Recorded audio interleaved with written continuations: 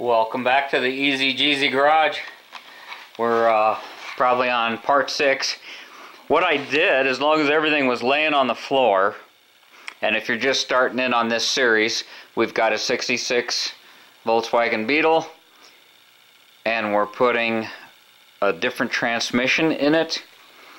And if you watch the last video, you'll see that there was a question about the throwout bearing setting, because this is an early transmission and this that came out of there is a late transmission. It has the sleeve and this one, I buttoned it on the back of the transmission here, and it's just too far. See where that lever is? That lever is too far back. That should be engaging a lot sooner. So I'm going to have to change the pressure plate to get this transmission set up to work right. And that's all there is to it. So I just wanted to give you a heads up, so if you're in this situation when you're swapping transmissions early and late, those are the kinds of things you can run into. It's not difficult, it's not something you can't overcome, but it might confuse you. And on the early transmissions, it'll rub right here where the mounting bolts go on all 4 corners. A little bit smaller diameter. Doesn't mean you can't use that sedan transmission.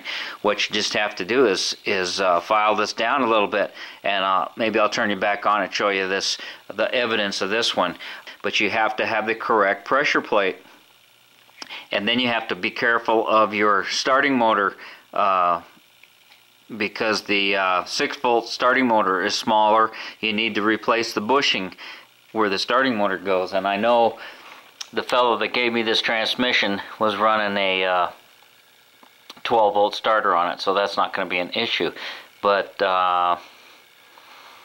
these are swing axle transmissions as opposed to a late model RRS transmission. Now if you look at this one, yeah, let's just pull all this over here so you can see it. See, now this is, the axles go into these flanges with CV joints. That's how this is attached. But this is a lot later, because this is a single-sided transmission. When you put the ring gear in, you only put it in from this side, because this cover doesn't come off on this side. This is what would be called a freeway flyer. This has got the, gosh, what is it, 388 ring and pinion setup. What else can I tell you? You had the flywheel situation. We're running into the pressure plate situation. These clips are what they use on the old style transmissions, and you can see by this one here that I don't know if the guy burnt it. Maybe touched it to the ground wire or something like that, but normally they come, that's what the standard stock ones look like. And the type that I put in there to hold it are these aftermarket. Here's one right here. It has the little loop in it, but the length and the tension was wrong. And what I did was took them, I had several of them, and I put the nut on it, and then I put it in the vise to capture the spring, capture everything there. Then I was able to shape it. As spring steel, it doesn't cooperate very well, but you can correct the problems they made in production. And then if you do need to cut it, you don't want to use that spring steel. It's a good chance that it'll ruin your cutters.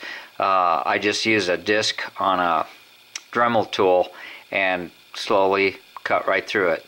That works out just fine. Doesn't take the temper out of that spring.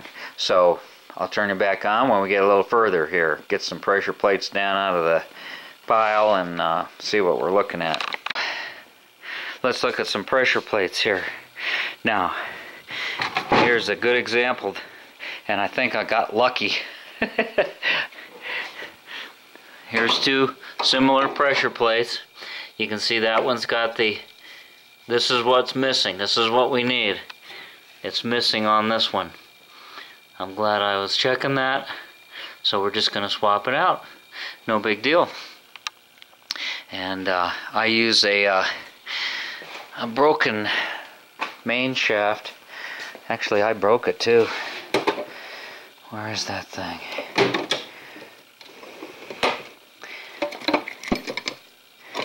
Yeah, you collect stuff over there. Here's what I use. I snapped this baby off. There's a long story, too long to tell, behind that one. I think it's interesting, but you'd probably be bored to tears. So I'm going to go ahead and swap out those pressure plates. And what else did I want to show you? Here's another style. This would be for an early style setup. And I just went up, looked in my pile. Here's a competition type of disc.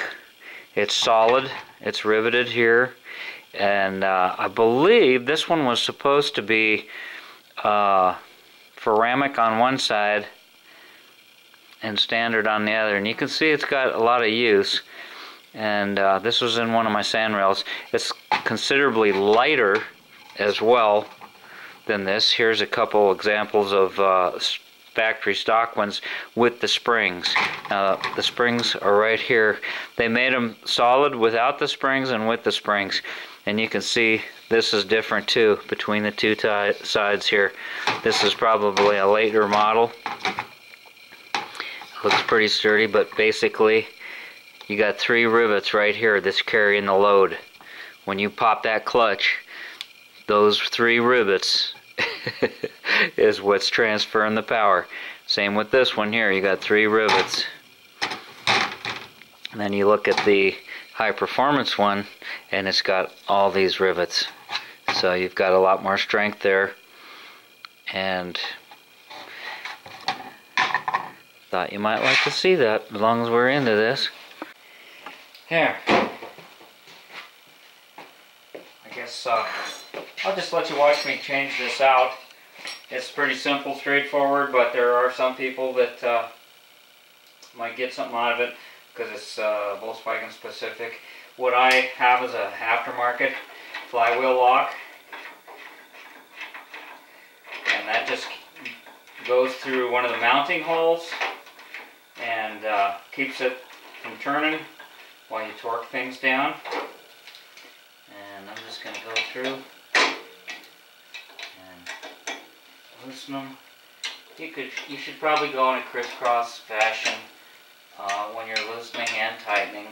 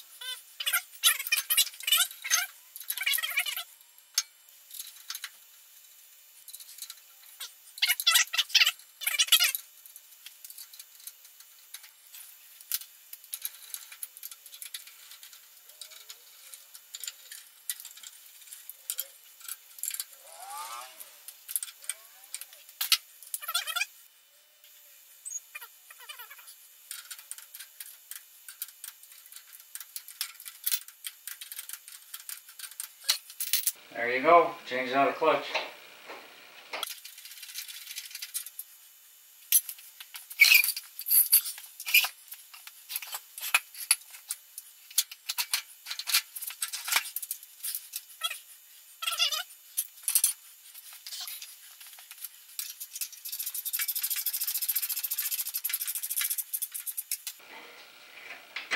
That's better. That's better. See the angle? It's engaging right there, but I still have the correct amount of free play. You're going to have that free play, but you don't want so much that you create extreme angle. Alright, not that I'm going to race. It's still light out. I just pulled that engine and tranny out today, swapped that clutch thank you, John. I appreciate your offer on the pressure plate. I had one with the collar here. I'm not sure if it's the socks. Probably is. It looks like one. Oh, there should be a name on it there someplace. Oh, it looks like standard sock stuff, though. Original stuff. So that's good. And got the tranny up. I'm just tired. I think that's enough.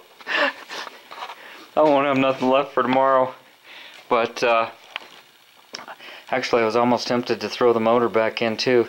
But in my haste, I realized I should have put that damn oil in the transmission while it was on the floor. I hate doing it under the car.